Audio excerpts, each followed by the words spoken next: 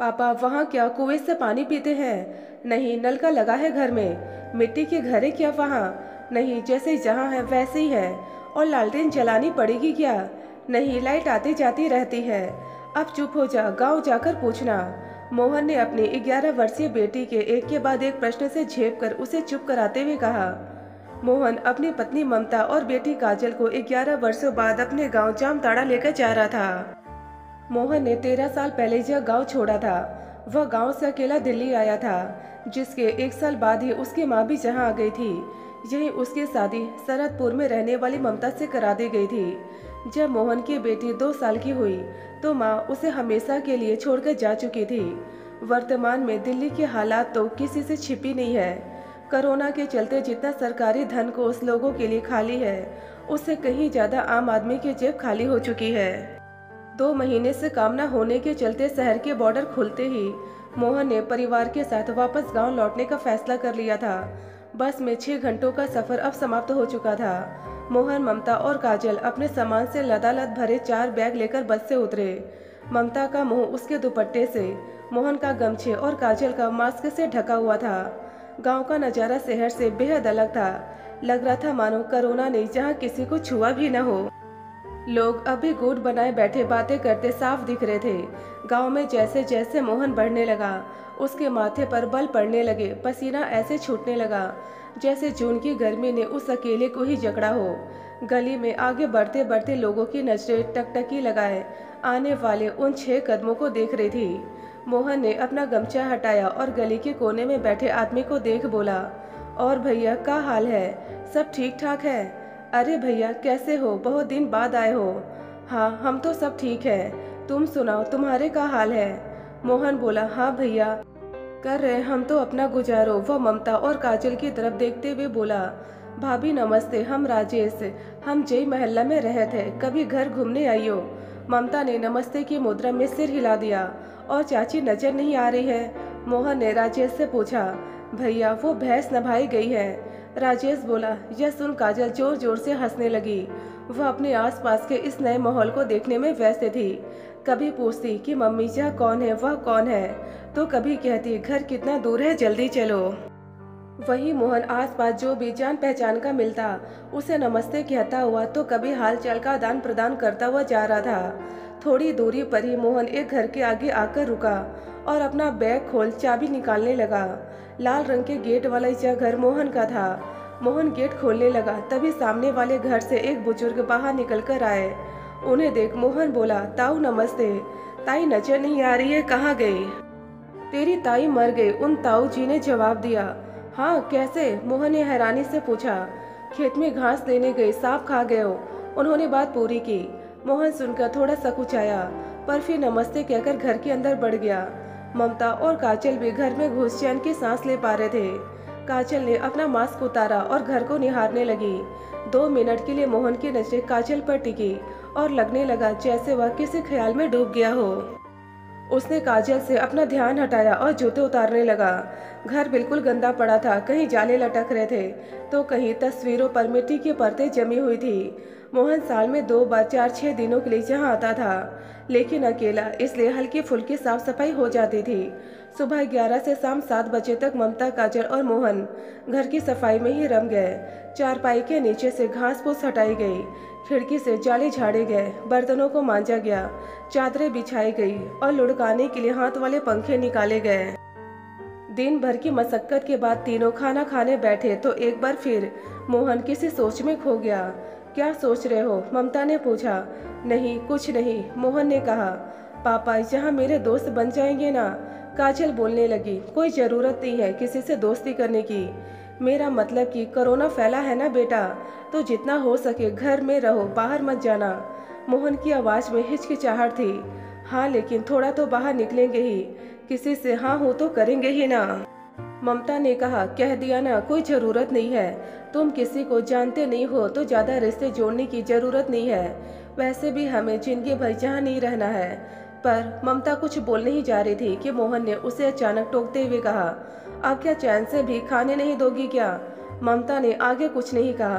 काजल का चेहरा भी मुरझाने लगा था। उसे ऐसा लगा कि इसने घर में बिना किसी दोस्त के वह बहुत बोर होने वाली है। मोहन वैसे तो अपने परिवार से बेहद प्यार करता था, उनके साथ हंसता खेलता था, लेकिन इस गांव के जिक्र से ही वह हमेशा खिन्न जाता था। अब गरीबी में आटा गीला वाली बात तो यह हुई थी कि आखिर उसे यहीं रहने आना पड़ा, और इस बार अपने परिवार समेत। मोहन के घर के बगल वाले घर की दीवार बिल्कुल बराबर की थी। दोनों छतें आपस में जुड़ी हुई थी, और उस पर सबसे अलग तो यह कि दोनों की छतों पर बाउंड्री नहीं थी। वह घर सोमेश्वर का था। सोमेश्वर एक जमाने में मोहन का दोस्त हुआ करता था, पर अब सब बदल चुका था। अगली सुबह काजल छत पर अपने खिलौने लेकर गई तो उसे बगल वाली छत पर एक लड़की दिखी। काजल ने उसे देखा तो देखते ही रह गई। उसने उसे एक बार देखा, फिर पलक झपकाकर एक बार फिर देखा, आंखों को मसलकर फिर देखने लगी। जितनी बार देखती उतनी ही ज्यादा हैरान होती। वह उस लड़की के पास गई और कहने लगी, तू कौन है और तू 1 मिनट बस यहीं रुक, मैं अभी आई। कहकर काजल भागती हुई नीचे गई। मम्मी मम्मी जल्दी चलो, देखो उस लड़की को क्या देखना है। बेटा काम करने दे जा, अभी तेरे पापा उठेंगे तो चिल्लाने लगेंगे। ममता ने झाड़ू लगाते हुए कहा। अरे मम्मी, लेकिन एक बार देखो तो, काजल मम्मी के दाएं बाएं घूमती हुई बोली। काजल बेटा जाकर खेल और काम करने दे मुझे, ममता ने गुस्से से कहा तो काजल मुंह बनाते हुए निकल गई। काजल वापस छत पर पहुंची तो वह लड़की वहां से जा चुकी थी। उसने जहां वहां झांकने की कोशिश की तो उसे वह लड़की कहीं नहीं दिखी। आखिर काजल अपने खिलौने लेकर वापस कमरे में आ गई। खिड़की पर टंगे शीशे में वह बार बार अपना चेहरा देखने लगी। कभी मुंह दाईं तरफ करने लगती तो कभी बाईं तरफ, कभी ऊपर तो कभी नीचे। उसे देख ममता पूछने लगी, यह क्या नौटंकी लगा रखी है तूने सुबह सुबह? अरे मम्मी, आपको नहीं पता, वहाँ छत पर जो लड़की थी ना, बिल्कुल मेरी जैसी दिख रही थी। बिल्कुल मेरी जैसी मतलब बिल्कुल मेरी ही जैसी। बिल्कुल तेरे जैसी का क्या मतलब? कुछ भी बोलती है। पास सो रहे मोहन की आंख खुल गई। क्या हो रहा है? वह बोला, पापा मैंने ना बिल्कुल अपनी जैसी एक लड़की देखी ऊपर छत पर। काजल कहने लगी। क्या? मोहन अचानक उठकर बैठ गया। बिल्कुल तेरी जैसी नहीं दिख रही होगी, नींद में तुझे कुछ भी दिखता है। और तुझे कहा था ना जहाँ वहाँ नहीं मंडराना। एक दिन हुआ नहीं और नाटक शुरू। छत पर ही तो गई थी, अब क्या कैद हो जाए घर में? बच्ची एक तो अकेली है, जहाँ ऊपर से छत पर भी ना जाए। आपको 2 दिन हुए नहीं जहाँ आए, और आपका तो मानो रवैया ही बदल गया है। ममता शिकायती लहजे में बोलने लगी। ऐसा कुछ नहीं है, और तुम? मोहन कह ही रहा था कि दरवाजे पर दस्तक हुई। मोहन दरवाजा खोलने गया। सामने सोमेश्वर और उसकी बेटी शोभा को देख हक्का बक्का हो गया।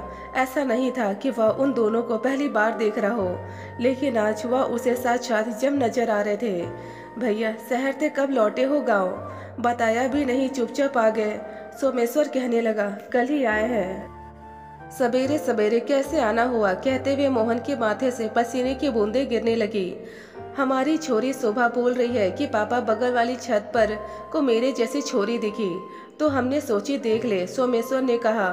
तो अंदर से ममता और काजल भी निकल आए। मम्मी देखो, बिल्कुल मेरी जैसी दिख रही है, काजल ममता से कहने लगी।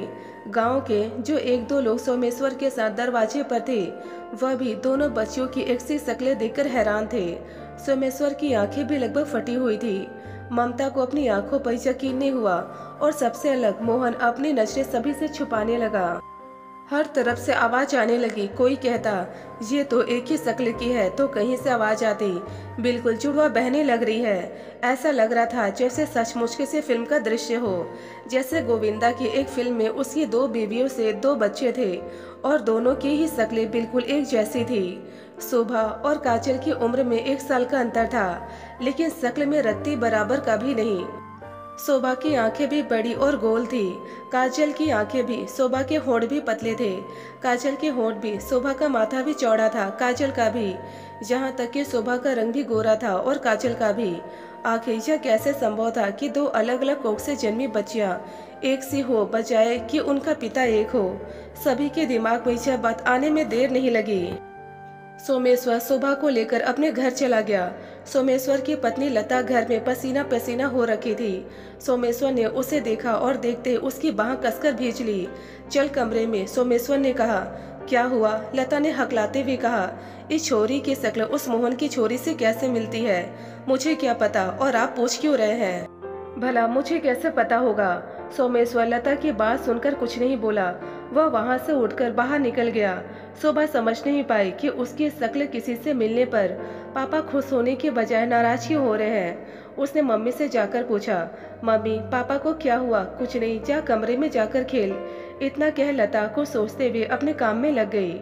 मोहन ने दरवाजा बंद किया तो ममता की आंखों में उसे ढेरों सवाल साफ दिखाई दे रहे थे। उसे समझ आ गया था कि जो राज उसने 12 सालों तक छुपा कर रखा था, अब वह और नहीं छिपा पाएगा। तुम जो सोच रही हो वैसा कुछ नहीं है, मोहन ने ममता से कहा तो वह रसोई में जा बर्तन धोने लगी, जो कि ऐसा लग रहा था जैसे बर्तन पटक रही हो। मोहन चारपाई पे लेट गया और हाथ अपनी आंखों पर रख अतीत में गुम होने लगा। मोहन जवान तंदुरुस्त लड़का था, जिसकी सुबह दिन भर खेत में घूमने और रात दोस्तों के साथ मोहल्ले में मटर गश्ती करते निकलती थी। सोमेश्वर मोहन का बचपन का दोस्त था। दोनों का घर अगल बगल में ही था, तो जब देखो तब दोनों का एक दूसरे के घर आना जाना रहता था। सोमेश्वर की शादी जब लता से हुई थी, तब मोहन और सोमेश्वर दोनों ही 19 वर्ष के थे और लता 18 वर्ष की। शादी में जब पहली बार मोहन ने लता को देखा था तो उसे वह बेहद अच्छी लगी थी। शादी के बाद जब भी मोहन सोमेश्वर के घर जाता तो लता को निहारने से खुद को रोक नहीं पाता था। लता मोहन के सामने अक्सर घूंघट में रहती थी। सास ससुर के होते हुए तो उसे लगभग 24 घंटे ही घूंघट में रहने की हिदायतें दी गई थी। मोहन समझता था कि जिस नज़र से वह लता को देख रहा है वह सही नहीं है, लेकिन उसके ख्याल उसके काबू में नहीं थे। लता खूबसूरत थी, उसका गोरा रंग, हिरनी सा शरीर, पतली बाहें, सब कुछ मोहन को अपनी तरफ खींचता था। लेकिन उसकी लता को पाने की ख्वाहिश पूरी नहीं होगी, यह वह जानता था। भाभी सोमेश्वर को भेजना तो जरा। एक दोपहर मोहन ने दरवाजे पर खड़े होकर कहा, वह सो रहे हैं, आप जगाना चाहे तो आ जाइए। लता ने मोहन से कहा। मोहन लता के पीछे पीछे कमरे तक चला गया। लता के सास ससुर दोनों ही घर पर नहीं थे, तो उसने कमरे में घुसते हुए अपना घूंघट हटा लिया। मोहन सोमेश्वर को उठाने तो गया था, लेकिन लता को देख वह चुपचाप सोते हुए सोमेश्वर के बगल में बैठ गया। लता की नजरें भी मोहन पर टिकी थी। मोहन को यकीन नहीं हुआ कि सच में लता उसे इस तरह देख रही है। वह थोड़ा सकपका गया और सोमेश्वर को जगाने लगा। अगले दिन से मोहन किसी न किसी बहाने छत पर जाने लगा, जहां उसे दूसरे कोने पर लता उसी समय दिख जाती थी। उसे पता था कि यह कोई इत्तेफाक नहीं है।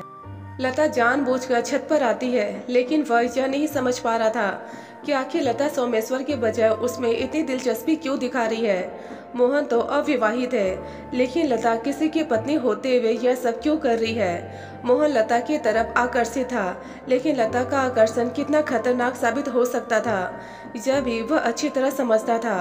और फिर एक दिन वही हुआ जो वह सोच रहा था। सोमेश्वर के माता पिता दूसरे गांव एक शादी में गए हुए थे। घर पर सिर्फ सोमेश्वर और लता ही थे।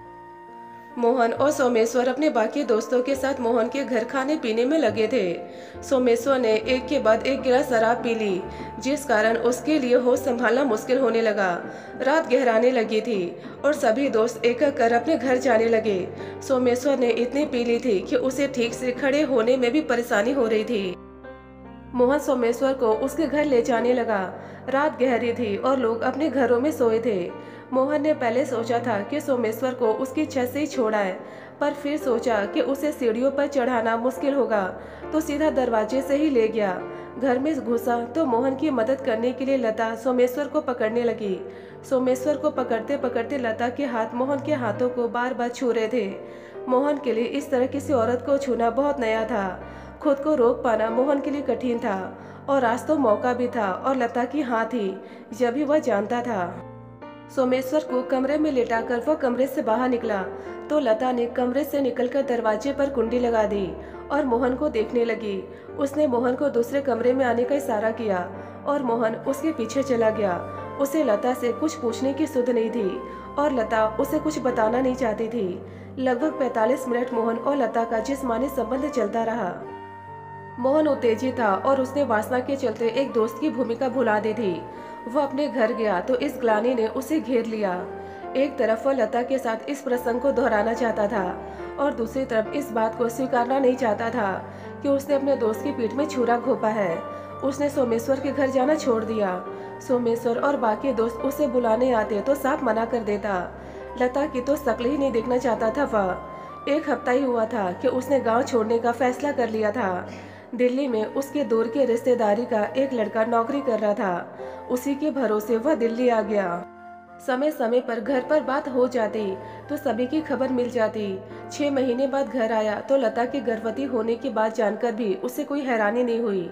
वह 2 दिन के लिए आया था और किसी से मिले बिना ही चला गया था। सोमेश्वर और बाकी दोस्त उसे बड़ा आदमी तो कभी घमंडी कहते और अपनी दिनचर्या में रम जाते।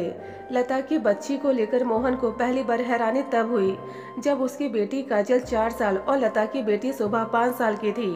वह गांव आया था जमीन के किसी मसले को लेकर। जब उसने शोभा को पहली बार देखा था उसका चेहरा हूबहू काजल जैसा था। मोहन समझ चुका था कि उस रात लता और उसके बीच जो कुछ भी हुआ उससे लता गर्भवती हुई थी और जब बच्ची सोमेश्वर की नहीं बल्कि मोहन की थी। उसने फैसला कर लिया था कि कभी दोनों बच्चियों का न सामना होने देगा न किसी को यह बात पता चलने देगा। पर अब इतने सालों बाद बात हाथ से निकल चुकी थी। उसके पास गांव वापस आने के अलावा कोई चारा ही नहीं था। शहर में भूखों मरने की नौबत आने से पहले निकल जाना जरूरी था। राज खुलने की आशंका तो उसे थी, लेकिन यह सब इतनी जल्दी हो जाएगा यह उसने नहीं सोचा था। वह किसी को कुछ समझा नहीं सकता था, न कोई सफाई दे सकता था। लता ने सब कुछ क्यों किया यह तो उसे आज तक नहीं पता चला, न उसने जानना चाहा। लेकिन उसके दिमाग में कई बार यह बात जरूर कौंधी थी कि शोभा लता की इकलौती बेटी थी। क्या इसका मतलब यह कि सोमेश्वर में कुछ कमी? नहीं, वह इस तरह की कोई बात सोचना भी नहीं चाहता था। वह अब क्या करेगा नहीं जानता, लेकिन ममता को सब सच बता देगा यह तो तय है। लेकिन ममता से माफ़ी मांग लेने से या माफ़ी मिल भी जाए तभी गांव वालों और सोमेश्वर से कैसे सामना करेगा यह वह नहीं जानता। उसकी एक गलती इतने सालों बाद उसका घरौंदा तोड़ देगी। मोहन ने इसकी कल्पना भी नहीं की थी। दिन लंबा था और उसे काटना बेहद मुश्किल। काजल बाहर आंगन में अपने खिलौने में गुम थी और ममता कभी धम से एक परात पटकती तो कभी भगोना। सुबह के वाकया को 3 घंटे बीत चुके थे। धूप गहराई हुई थी। मोहन और काजल अंदर कमरे में थे और ममता ने रसोई को अपना कमरा बना रखा था। घर में लाइट नहीं थी और यह दिल्ली तो नहीं थी कि इन्वर्टर चला पंखे की हवा खा सके। गर्मी से मोहन का सिर भना रहा था। पंखा लुढ़काते हुए उसके हाथ दुखने लगे थे। काजल सो रही थी और मोहन उसे भी हवा कर रहा था, लेकिन छोटी सी रसोई में ममता गर्मी से कम और आक्रोश से ज्यादा तप रही थी। मोहन को चिंता होने लगी कि ममता कहीं बीमार न पड़ जाए। ममता, मोहन ने रसोई के दरवाजे पे खड़े होकर कहा। ममता पसीने से लथपथ थी, उसकी आंखें गुस्से में रोने से लाल थी। यह मोहन देख पा रहा था। ममता की जिंदगी में दुखों के बादल कभी नहीं छाए थे। वह अच्छे घर की लड़की थी, 10वीं पास थी, जो उसके लिए कॉलेज से कम न था। घर में 3 और बहनें थी जो आसपास के गांवों में बिहा दी गई थी और 2 भाई थे जिनके पास पिता के छोड़े हुए खेत खलियान थे, मकान था और माँ के कुछ गहने भी। ममता के हिस्से नाम मात्र की चीजें आई थी, लेकिन घर में सबसे छोटी होने के नाते उसे इसकी भी कोई उम्मीद नहीं थी। सो वह खुश थी। अपने घर और आसपास के सहेलियों में वह पहली थी जो शादी कर दिल्ली आई थी। मोहन सुंदर लड़का था और शादी के बाद जो कुछ एक पत्नी को अपने पति से चाहिए होता है वह सब उसे मिला था। मोहन की बातें, रवैया, बोलचाल सभी से ममता प्रभावित थी और उस पर मर मिटती थी। काजल के जन्म के बाद से तो उसे जैसे सब कुछ मिल गया था। उसका मानना था कि एक बच्ची को वह जितना सुख दे सकते हैं उतना 2 बच्चों को नहीं दे पाएंगे और इसलिए वह दूसरा बच्चा नहीं चाहती थी। मोहन उसकी इस बात से बेहद प्रभावित हुआ था और हामी भर दी थी। जीवन का यह पहला और सबसे बड़ा आघात ममता को इस तरह लगेगा यह उसकी कल्पना से परे था। वह मोहन को किसी और से बांटने के बारे में सोच भी नहीं सकती थी और किसी गैर औरत के साथ संबंध रखने की बात उसके दिल में उतर नहीं रही थी। उसे लगने लगा जैसे मोहन इतने साल उसे प्यार करने का केवल ढोंग रास्ता आया है और उसकी खुशियों का संसार केवल झूठ की इमारतों से बना हुआ था। ममता, एक बार बात तो सुन लो, मोहन ने एक बार फिर कहा, लेकिन ममता ने उसे देखकर मुंह फेर लिया था। जैसा तुम सोच रही हो वैसा कुछ नहीं है। मेरा उस औरत, मोहन कह ही रहा था कि ममता ने उसकी बात बीच में ही काट दी और बोली, इसलिए आते थे तुम जहाँ, और कितनी औरतों के साथ घर बसाए हैं तुमने, और कितने बच्चे पाले हुए हैं जहाँ। उसका गला रुंध गया था। ऐसा कुछ नहीं है, मैं ऐसा आदमी नहीं हूँ, तुम जानती हो। यह बस सालों पहले की गलती थी, और बस एक बार हुआ था जो हुआ था। मैं इस औरत से उसके बाद कभी नहीं मिला। न मुझे कुछ सालों पहले तक शोभा के बारे में पता था। मेरे लिए तुम और काजल ही मेरा सब कुछ हो, और कोई भी नहीं। हाँ, इसलिए तो धोखा दिया इतना बड़ा। मैं कल ही अपने भैया के घर चली जाऊंगी सरदपुर। रख लेना अपनी दोनों बेटियों को और उस औरत को अपने पास। मुझे न जहाँ रहना है, न किसी से कोई रिश्ता रखना है। यह दिन देखने से अच्छा तो मैं शहर में कोरोना से ही मर जाती। ममता कहती ही जा रही थी, तुम कहीं नहीं जाओगी और न मरने की बातें करोगी। मोहन की आंखों में आंसू थे। वह ममता के आगे घुटनों के बल झुक गया और उसके दोनों हाथ अपने हाथों में लेकर कहने लगा, मैंने कभी उससे प्यार नहीं किया, किसी से नहीं किया तुम्हारे अलावा। सच कह रहा हूँ। हम जल्द ही दिल्ली चलेंगे और इस गांव की तरफ मुड़कर नहीं देखेंगे। मुझसे बहुत बड़ी गलती हो गई, मुझे माफ कर दो। मोहन सुबकने लगा था। ममता और मोहन दोनों ही रोए जा रहे थे और अब शब्द भी उनके कंठ में अटक कर रह गए थे। कुछ देर ही बीती थी कि दरवाजे पर एक बार फिर दस्तक हुई। मोहन उठा और मुंह पोंछकर दरवाजा खोलने लगा। ममता ने सिर पर दुपट्टे से पल्ला डाला और रसोई से बाहर खड़ी हो देखने लगी। दरवाजे पर खुद को मुखिया समझने वाले कुछ बुजुर्ग, चौधरी बन घूमने वाले कुछ नौजवान, जिनमें से कईयों को मोहन जानता था। लाठी लिए एक बूढ़ी औरत जिसे उम्र के चलते चौधराइन बनने की पूरी इजाजत थी। कुछ औरतें जो मुंह पर पल्ला डाले चुगली के इस सुनहरे अवसर को छोड़ना नहीं चाहती थी, और कुछ बिना किसी मतलब के आए बच्चे थे। सोमेश्वर भी वही था, लेकिन उसके चेहरे पर कोई गुस्सा नहीं था, बल्कि असमंजस के भाव मालूम पड़ते थे। मोहन ने हाथ जोड़े तो बाहर खड़े लोगों में से मोहन के दूर के ताव लगने वाला वृद्ध पूरे अधिकार से आंगन आने लगा, जिनके पीछे पूरी फौज भी आ धमकी। मोहन जानता था अब जहाँ पंचायती होगी और उस पर खूब कीचड़ उछलेगा, पर वह यह नहीं जानता था कि असल कीचड़ में सोमेश्वर लथपथ होने वाला है। लोगों ने आंगन का कोना कोना घेर लिया और कोई चारपाई तो कोई जमीन पर ही चौकड़ी जमाकर बैठ गया। गांव में सुबह से तुम लोगों के बारे में ही बातें हो रही है। हमने सोची कि पूछे गामा का माजरो है। बुजुर्ग मुखिया ने कहा, तेरे और सोमेश्वर की लुगाई के बीच का चल रो है, तू खुद ही बता दे। दूसरे बुजुर्ग ने कहा, मुखिया जी मैं तुमसे कह रहा हूँ कि ऐसी कोई बात ना है। दोनों छोरियों की शकल मिल रही है तो बस इत्तेफाक है। सोमेश्वर ने कहा। सोमेश्वर के मुंह से यह सुनकर मोहन को हैरानी हुई। मतलब या तो सोमेश्वर सब जानता है या जानना ही नहीं चाहता है। जा, दुनिया में एक शक्ल के 7 आदमी होते हैं। तुम लोग गांव के गंवार ही रहोगे। बेमतलब बहस कर रहे हैं। मैं तुमसे कह रहा हूँ ना, घर को चलो। यह पंचायती करने का कोई फायदा नहीं है। बात का बतंगड़ मत बनाओ। सोमेश्वर ने फिर कहा। मोहन सबके बीच चुप बैठा था और ममता कोने में खड़ी सब सुन रही थी। ऐसे कैसे मान ले कि कोई बात ना है। हम कोई आंद्रे थोड़ी है। तेरी बीवी का चक्कर है इस मोहन के साथ। हम जो बात की सच्चाई जाननी वो चाहत है। एक ने कहा, मुखिया जी तुम मेरे घर के मामले में मत कूदो, मैं तुम्हारे हाथ जोड़ता हूँ। सोमेश्वर बोला, ऐसे कैसे न बोले। यह तेरे घर का मामला नहीं है, अब गांव को मामला है। गांव की इज्जत को मामलो है। बूढ़ी औरत ने कहा। अरे सरिता जा, तू जाके इस लुगाई को बुला के ला। दूसरे बुजुर्ग ने कहा। लता भी मोहन के आंगन में आ गई। उसने मुंह घूंघट से ढका हुआ था और हाथ बांधे खड़ी थी। सुबह उसके साथ ही थी। हाँ, ये छोरी तेरी और मोहन की है, बता अब सबको। पीछे से आवाज आई, गांव से निकाल दो ऐसी औरत को। तो पति की पीठ पीछे रंग रलियां मनाने वाली औरत है ये। किसी औरत ने कहा, मैं ना कहता था लता भाभी के चाल चलन अच्छे ना है, आप देख लो। यह गली का ही कोई लड़का था जिसकी सोमेश्वर से अच्छी दोस्ती थी और लता से भी बेधड़क मजाक किया करता था। सोमेश्वर और मोहन चुपचाप खड़े थे और बोलने वाले मुंह केवल गांव के लोगों के थे। सभी कुछ न कुछ कहे जा रहे थे। देखो अब भी कैसे खड़ी है, बोल किस किस के साथ चक्कर चलो है तेरा। मुखिया वृद्ध ने कहा, मैं शोभा के सिर पर हाथ रख के बोल रही हूँ, मेरा किसी के साथ कोई चक्कर नहीं है। आखिर में सुबकते हुए लता ने कहा, इतना सब करके भी मुंह खोलने की हिम्मत है इसकी।